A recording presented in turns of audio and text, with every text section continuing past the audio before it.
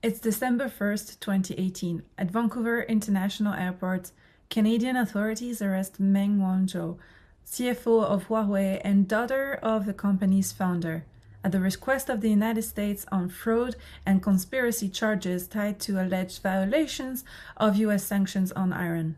Within days, Beijing responds with forceful retaliation, detaining 2 Canadian citizens, a former diplomat, Michael Kovrig, and businessman Michael Spavor, on endangering national security charges, holding them without transparent legal process for over 1,000 days. This dramatic tit for tat was not just a legal clash. The story unraveling while pressures to restrict or not adopt Huawei 5G technology were ramping up, revealed a deeper geopolitical fracture, a new era where technology competition directly shapes international diplomacy.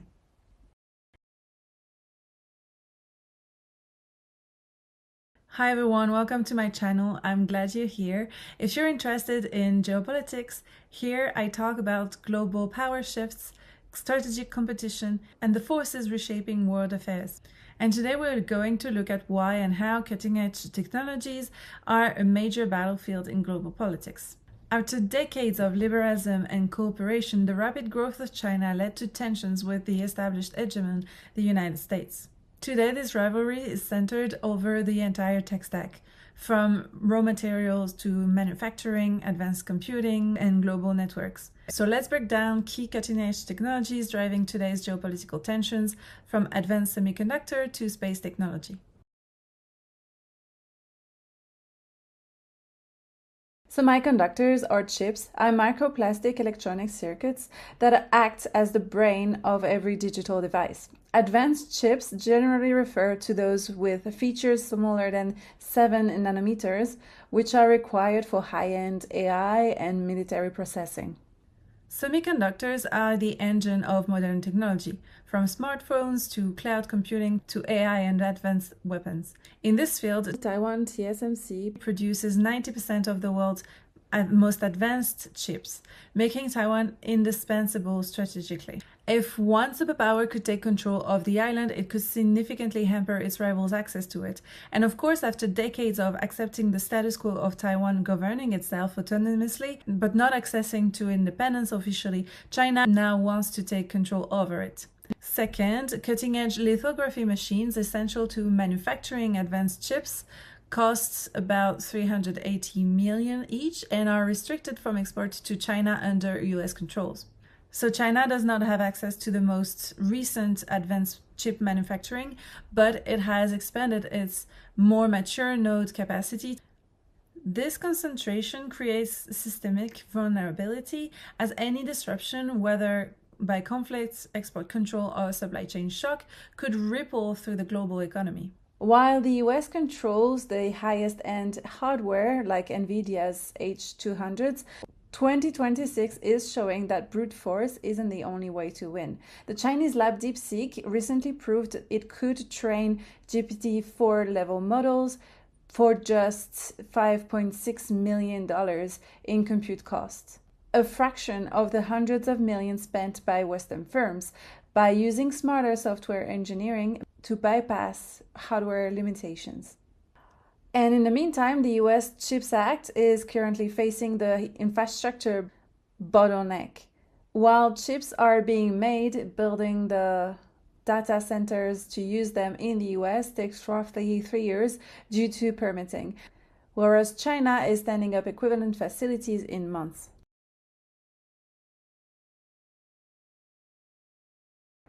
AI, or artificial intelligence, is the simulation of human intelligence by machines, especially computer systems, enabling them to perform tasks like learning, reasoning, problem solving, perception, and decision making. It covers algorithm-based technologies that can operate with autonomy, often using data to improve efficiency and mimic cognitive functions. AI is both an economic engine and a strategic asset.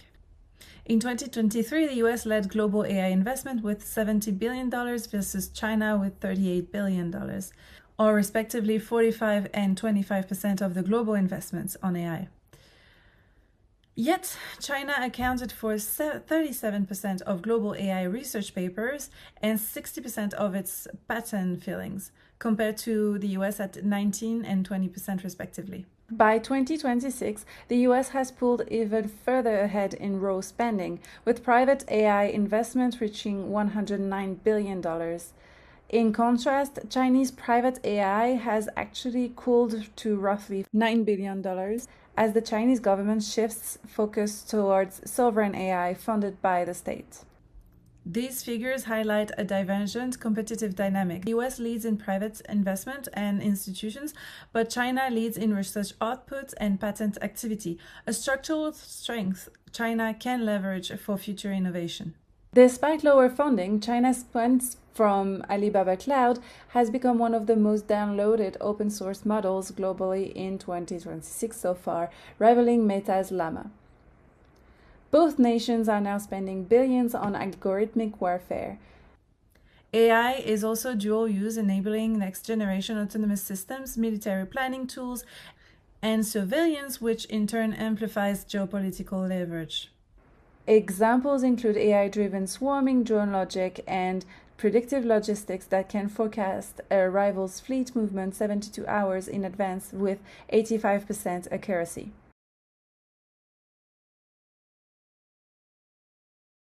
Unlike classical computers that use bits, 0 or 1, quantum computers use qubit bits that exist in multiple states at once. This allows them to perform specific complex calculations, like breaking encryption, millions of times faster than current supercomputers.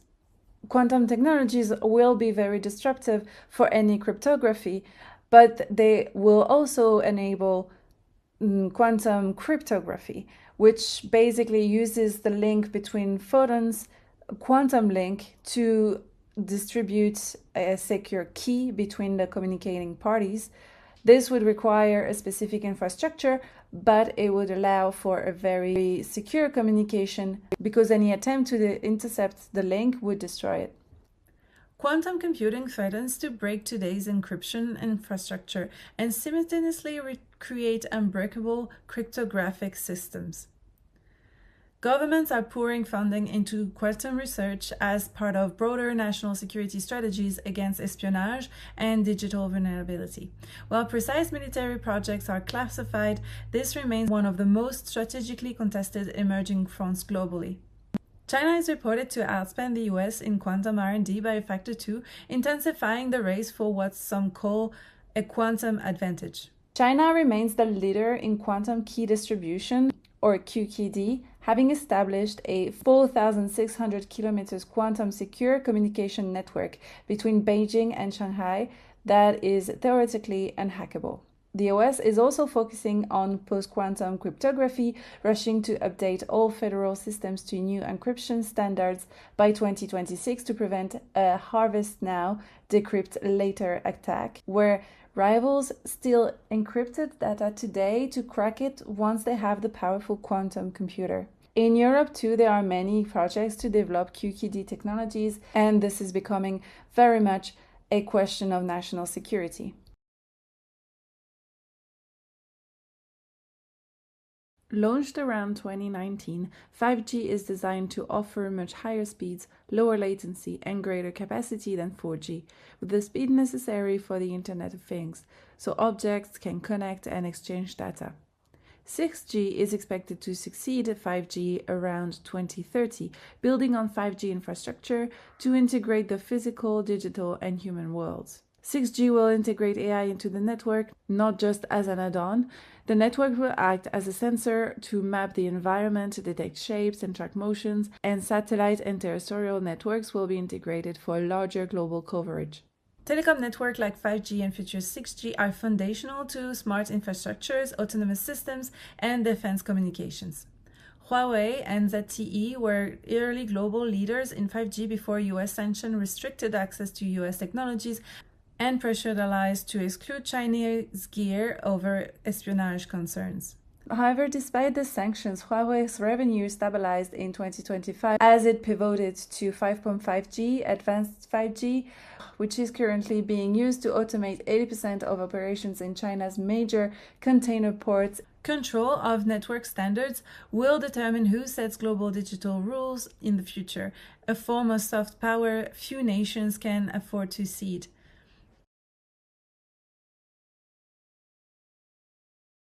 Green technologies are technologies used to generate power from renewable sources, from the sun or the wind, and store that power for use in transports or in the grid. The clean energy transition is not just about climate, it's also about industrial power.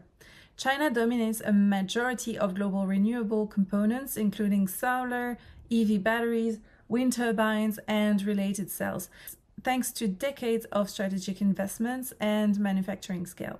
In 2024 alone, China invested roughly $680 billion into clean tech manufacturing, a sum nearly equal to the US and EU combined. And especially today, where Trump is going back to coal, China appears to be going in the exact opposite direction.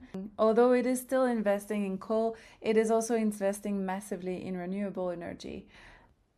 This gives China not just economic strength, but geopolitical influence, especially with countries dependent on such technologies. A lot of it is funded through subsidies from the state, and this actually is also an opportunity for China to destroy other countries' manufacturing capacity and remain the sole or main producer. And China has a severe battery dominance. Its firm CATL now controls nearly 37% of the global EV battery market. In 2026, they began mass producing condensed batteries, that can potentially double the range of standard electric vehicles.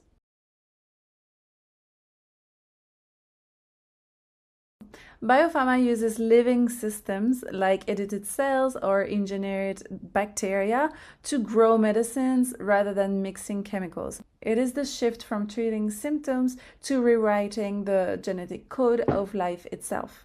Biotech, from CRISPR to synthetic biology, promises enormous healthcare gains, but also poses biosecurity concerns. China is rapidly scaling research and publication outputs, narrowing US advantages in areas like gene editing and CAR-T therapies. It is another area where competition intersects with national security, and governments are looking at reducing dependencies and retain national capacity, all while maintaining access to the most recent medicines and innovation for their populations. While the US remains the R&D powerhouse, China has evolved from a copycat of generic drugs to a global leader in cell and gene therapy. This isn't just a healthcare race, it's a struggle over who owns the genetic blueprint of the human race and massive data sets required to manipulate them. That's why in 2025, the US passed the Biosecure Act that effectively decoupled the two superpowers in this field. The US blacklisted Chinese giants, citing the risk that American genomic data could be used for state-sponsored surveillance or bioweapon modeling. While the US gene therapies cost upward $2 million per patient, China is leveraging state-backed manufacturing to offer lower costs to under $1,100, positioning themselves as the pharmacy of the global south. This is largely based on state subventions, and it's not necessarily a market-accurate number. However, they are able to attract a lot more clients that way. Space is also increasingly strategic, not symbolic. China's own space station contrasts with the US Russia-oriented ISS, and those nations also have lunar and Mars leadership ambitions. In 2025, China conducted 90 total launches, second only to the US, driven largely by SpaceX. To rival SpaceX Starlink, China began launching its G60 Starlink in late 2024. By mid-2026, it is expected to have over 1,000 active satellites providing low Earth orbit internet access across the global south. And in addition to this, the race for the lunar South Pole is heating up. China's Chang'e 8 mission, planned for 2026, aims to test 3D printing bricks from moon dust, a key step towards their goal of a permanent lunar base by 2030. The US as well aims to return humans to the moon with its Artemis program and aims to use the moon as a stepping stone to build a foundation for future human missions to Mars, as it is much easier to launch a spacecraft from the moon due to its lower gravity. India is not absent from the game. It successfully launched a South Pole landing mission on the moon and is focusing on low-cost, high-impact missions. It is also reported to be developing capabilities to send Indian astronauts to space and plans to build its own space station, with the first module expected in 2028. On the European side, the European Space Agency is heavily focused on sustainability with the Zero Debris Charter. It is developing the Argonaut lunar lander and collaborating with NASA on the Gateway station. It has also developed the Ariane 6 as a versatile, powerful rocket for competitive payload delivery. It is also working on developing a European satellite constellation similar to Starlink for secure, sovereign communication. Japan, through its partnership with the US, has committed to landing an astronaut on the moon in the late 2020s. Other countries, such as South Korea, Saudi Arabia and the UAE, or even countries in Africa and Latin America, are also developing advanced rockets and are planning space missions. Control of space assets, satellites, positioning systems, communication arrays, for example, is essential for military, economic, and scientific dominance. This competition creates risky behaviors. For example, in January 27, China destroyed an old weather satellite using a ground-based kinetic kill missile to demonstrate its anti-satellite capabilities and test its military technology. But this caused risk of debris in orbits that are deadly to other satellites and falling debris on Earth that could be badly controlled.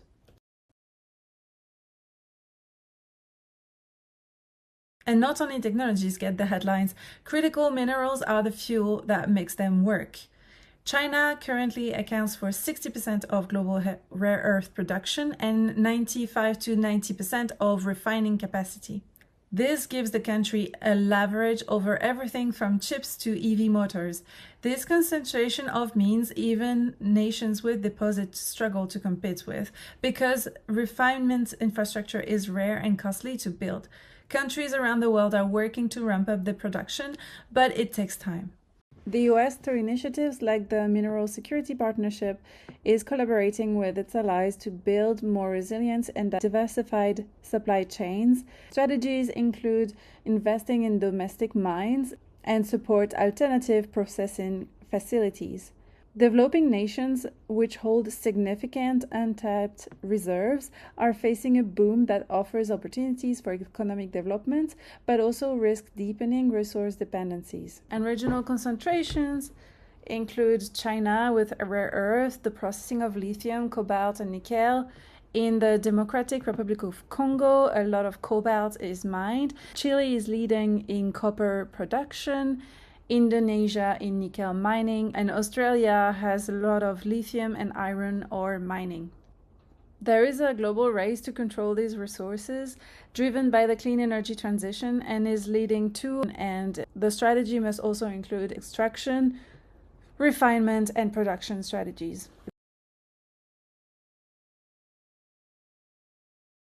And finally, China still dominates in global electronics production, from consumer devices to intermediate manufacturing. This deep industrial ecosystem anchors global supply chains. Its scale and vertical integration makes rapid shifts costly and disruptive. When China flexes export controls or when trade barriers rise, downstream industries worldwide, from AI hardware to automotive electronics, feel the impact.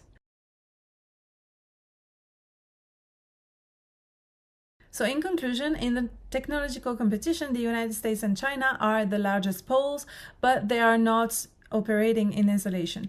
Taiwan, Japan, South Korea, the EU, India, Australia, and resources-rich states across Africa and Latin America all sit at the critical junctions of this system. controlling fab standards, bodies, supply chains, minerals, and manufacturing capacity. This broader structure produces a form of weaponized interdependence. Advanced chips rely on Taiwanese fabrication, Dutch lithography, Japanese components, American design tools, and global shipping routes. Clean technology depends on Chinese manufacturing, foreign raw materials, and Western markets. AI development draws on globally distributed talent, data, and compute. As a result, strategic leverage no longer comes only from dominance, but from the ability to reroute, constrain, and deny access within these networks. Middle and smaller powers are not passive spectators. In the process, they increasingly shape outcome by hedging, diversifying partners, and exploiting their control over choke points. Fragmentation of standards, duplication of supply chains, and political pressure on neutral actors all increase friction and uncertainty. Flashpoints like Taiwan matter not just because of territory, but because they sit at the intersection of these systems. The central challenge of the coming decades will be managing competition without breaking the networks that sustain the global economy, and doing so in a world where power is diffuse, incentives diverge, and not a single actor can fully dictate the rules. So thank you for watching, and I will see you very soon in the next video.